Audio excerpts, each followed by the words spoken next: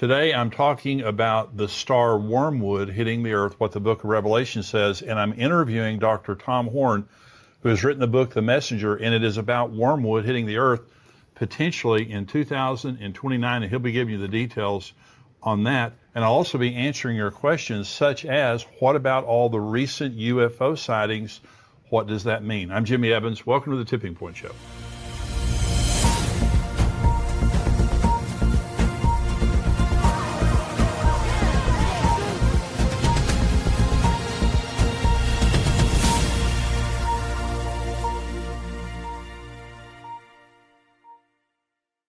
Welcome to the Tipping Point Show today. We've got a very, very interesting show today because we're talking about Revelation chapter 8, where wormwood, the star wormwood, hits the earth. Now, there is an asteroid headed toward Earth that NASA is talking about. All the experts are talking about it hitting the earth in April of 2029, and that's what this book is about by Thomas Horn. And we have a big interview coming, some in the free portion of the program. The rest of it will be in the subscriber portion after the break. But he's written this book called The Messenger, and this goes into detail now about what the experts are saying, and that is there is an asteroid, a major asteroid on the way to Earth. And many of the leading experts are saying it's going to hit the Earth on April the 13th, 2029. And so Dr. Thomas Horn is going to be talking about what that means related to the end times and when the beginning of the tribulation would occur. So stay tuned for that. Let me just kind of talk us up to the point of the interview with Dr. Horn. I've been talking about the book of Revelation, and there are basically 21 judgments. There are more than that actually in the book of Revelation, but you have the 7 seal judgments, and we've talked about that, the 7 trumpet judgments and the 7 bowl judgments, and they get worse. Now, they start out really bad. Some people ask, does the tribulation begin with, not too much bad stuff happening, and then there's the great tribulation? Jesus is the one that told us in the middle of the tribulation, when the abomination of desolation occurs, he said the second part of that is great tribulation such as never occurred on the earth. And so the last 3.5 years is definitely worse than the first 3.5 years, but the first 3.5 years are very, very severe. The first seal that is broken, there's a rider on a white horse. That's the Antichrist. And he has a bow. He's making war. He goes out to conquer and to make war. Then there's the rider on the red horse. That's the second seal that's broken. Peace is taken from the earth and men kill each other. Okay. The third seal is the rider on the black horse, and it says that there's famine and starvation. It takes an entire day's wage to buy enough food to survive that day. The fourth seal is broken, and it's the pale horse. A fourth of mankind is killed in different manner, by starvation, by sword, and by wild animals. It's just absolutely awful. The first 4 seals are terrible. The 5th seal is broken, and you have the altar of souls, where the people who have been martyred are asking God, how much longer do we have to wait? And the Lord says to him, there's more coming. There's more people who are going to be martyred. And so you need to wait a little bit longer. What that means is there's going to be mass martyrdom during the tribulation, the Antichrist killing people. Revelation 20 tells us about the people who have been beheaded because they would not worship the beast or take the mark of the beast. So this is mass martyrdom during the tribulation. When the 6th seal is broken, something very interesting happens. And this is kind of a preview of what we're talking about with wormwood. It says, and I looked when he opened the 6th seal, and behold, there was a great earthquake, and the sun became black as sackcloth of hair, and the moon became like blood, and the stars of heaven fell to the earth, as a fig tree drops its late figs when it is shaken by a mighty wind. Then the sky receded as a scroll when it is rolled up, and every mountain and island was moved out of its place. And the kings of the earth, the rich men, the mighty men, the commanders, every slave and every free man hid themselves in the caves and in the rocks of the mountains, and said to the mountains and rocks, fall on us and hide us from the face of him who sits on the throne and from the wrath of the Lamb. For the great day of his wrath has come, and who is able to stand? Well, I want to begin. This is talking about the sky growing black, and stars begin to drop like a fig tree drops its figs and all those things. Well, if you saw the movie Greenland, it's a good movie, and it talks about extinction level event that happens when an asteroid hits the Earth. And what you notice in that movie, which is a very realistic movie, is an asteroid is not just one big rock, even though it is ultimately. You have all of these stars, all of these parts of the rock hitting in waves. And so that would be like a fig tree losing its figs. And so we're going to read in just a minute in Revelation chapter 8 now, all of the events, or the first 4 trumpets, are going to sound in Revelation chapter 8. The seals are over. The first 4 trumpets are going to sound, and all of these are the same event. It's all wormwood that is about to hit, that hits, and the effect after it hits. So this is chapter 8. When he opened the 7th seal, there was silence in heaven for about half an hour. And I saw the 7 angels who stand before God, and to them were given 7 trumpets. Then another angel, having a golden censer, came and stood at the altar. He was given much incense, that he should offer it with the prayers of all the saints upon the golden altar which was before the throne. And the smoke of the incense with the prayers of the saints ascended before God from the angel's hand. And then the angel took the censer, filled it with fire from the altar, and threw it to the earth. And there were noises, thunderings, lightnings, and an earthquake. So the 7 angels who had the 7 trumpets prepared themselves to sound. So they're about to sound their trumpets, and as each one of them sounds the first 4 trumpets now, this is all talking about the same event. This is the first trumpet. Verse 7, the first angel sounded, and hail and fire followed, mingled with blood, and they were thrown to the earth. And a third of the trees were burned up, and all the green grass was burned up. So now here comes this asteroid, and it begins to enter Earth's atmosphere. And what happens is the atmosphere becomes superheated. And so just like this star is coming, it's throwing off these parts of it that come in first. That's what it's talking about here. And then everything begins to get burned up. It begins to scorch the earth. Here's the second trumpet, same event. Then the second angel sounded, and something like a great mountain burning with fire was thrown into the sea. And a third of the sea became blood, and a third of the living creatures in the sea died, and a third of the ships were destroyed. Again, this is part of wormwood. This is part of the asteroid that comes and it strikes the ocean. And when it does, it just devastates the ocean and the sea life in the ocean. Okay, here's the third trumpet.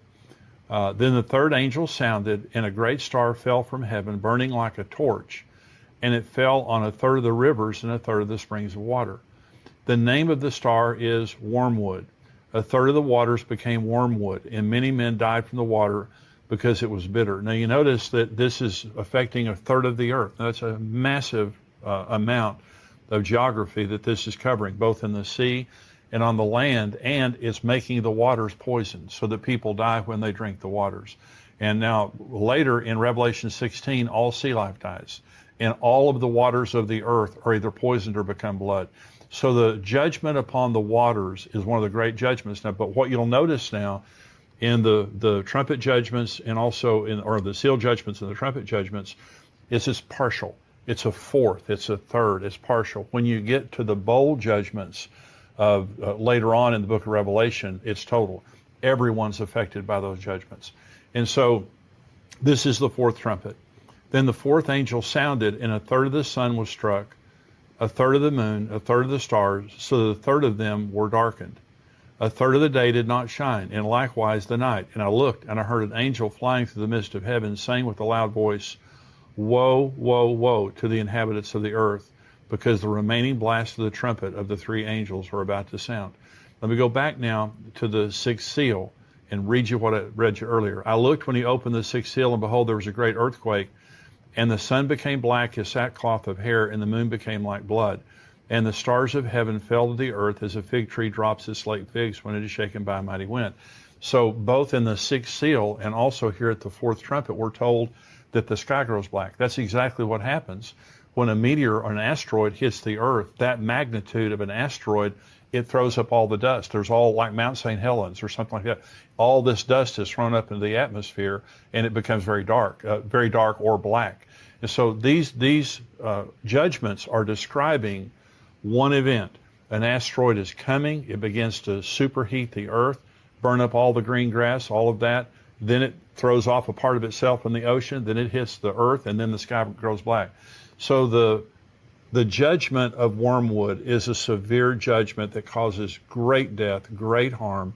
You can understand the level of panic. Now, Dr. Tom Horn is going to join us here, and he had a personal experience that he's going to talk about, a dream that he experienced that then led him to the truth of Apophis. Now, Apophis is what NASA is calling the asteroid that it's on its way here. And there's some level of disagreement that you'll hear him talk about, that NASA is trying to deny that this is going to hit the Earth directly. You can imagine the panic that would cause if everyone knew this was happening. And by the way, we have sent up a spaceship for the purpose of finding asteroids and trying to blow them up for the purpose of them not hitting the Earth. And so I personally believe that is in response to Apophis and what NASA is saying right here. So we're going to go right now to this interview by Dr. Tom Horn. NASA has affirmed that there is an asteroid headed toward the Earth. They're calling it Apophis. And they're saying it's going to arrive, was it 2029? Yeah, Friday the 13th, April 2029. And you may have seen in recent weeks where they're reaffirming something they already did say, and I dealt with it in both the Wormwood Prophecy as well as the new book, The Messenger, in which they're saying that while Apophis is going to make a very, very close miss of the Earth, they are saying that right now they're calling an all clear, saying that it's not going to impact the planet. Now, this is something that your listeners need to really pay attention to. There are numerous scientists that reacted to their most recent all clear, warning that the trajectory that they have made, their calculation of Apophis, is off by as much as 600,000 miles. Good. In fact, the mathematician Harry Lear, he implies that Apophis is going to crash into Earth in 8 years from now, and he even went so far as to send a letter to the President of the United States begging him to have the U.S. government scientists cross-check those calculations immediately, because he says that NASA's either playing a game with the trajectory stats, or they are just they're intentionally misleading the public. And then he ends his letter. Anybody can log online and read his letter. He ends that dispatch with this ominous admonition that he thinks we're already out of time anyway. But maybe if we got on it now, and I think behind the scenes they are on it now, I think it's part of the reason Space Force was formed, that they're trying to figure out how they might be able to mitigate this incoming event. But it's not just Lear. Nathan Myhrvold, who was the head of Microsoft, the science department for Microsoft for many years, he is consistently listed every year in the top 100 scientists in the world.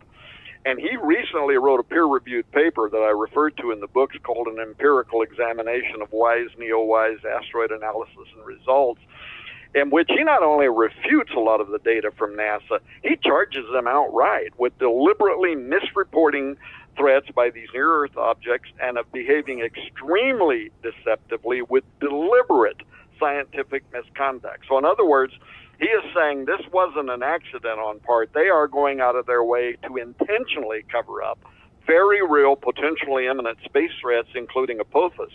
And then there's a video on YouTube that anybody can watch right now that's got the famous planetary scientist and the astrophysicist Neil deGrasse Tyson, very popular figure.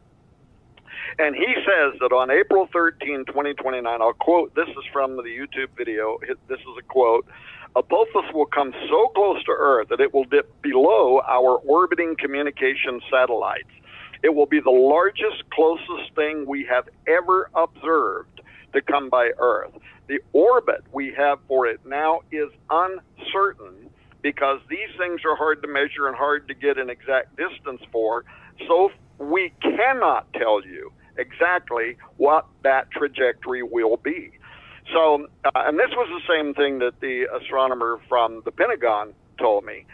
He said it's absolutely baloney. Well, he used a different word that I won't use. But he said it's absolute baloney. He said you can't say that a stone as big as Apophis, and it's a monster, is going to come literally below the satellites, knock out some of the satellites, below the satellites that are in orbit around this planet, and yet say with any certitude, but no worry, it's not going to strike the planet. He said that's absolute baloney. Watch the movie Greenland, where right up until and so you know that in the beginning, NASA, they're all saying, no worries, it's just going to skim past, no big deal, take pictures, draw cartoon pictures of it. And then all of a sudden, everybody starts heading for cover. And that is what many of these people believe is going to happen with Apophis. Now, why would NASA be covering that up? Well, it's really obvious, because it would create mass panic.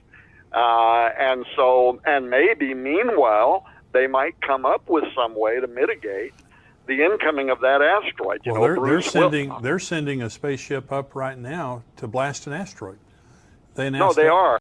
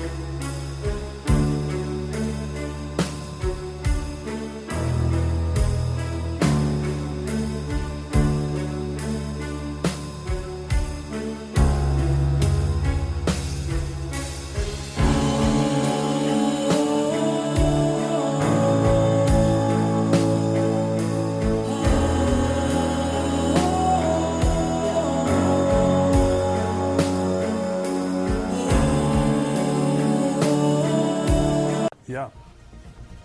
That's exactly right, and that's the reason why they are doing that. Well, that's a fascinating interview. I hope that you enjoyed that. Now, we have more of it coming, about 10 more minutes of that interview coming up in the subscriber portion. If you're not a subscriber, please become a subscriber. endtimes.com is where you go to subscribe. It's $7 a month, $77 a year.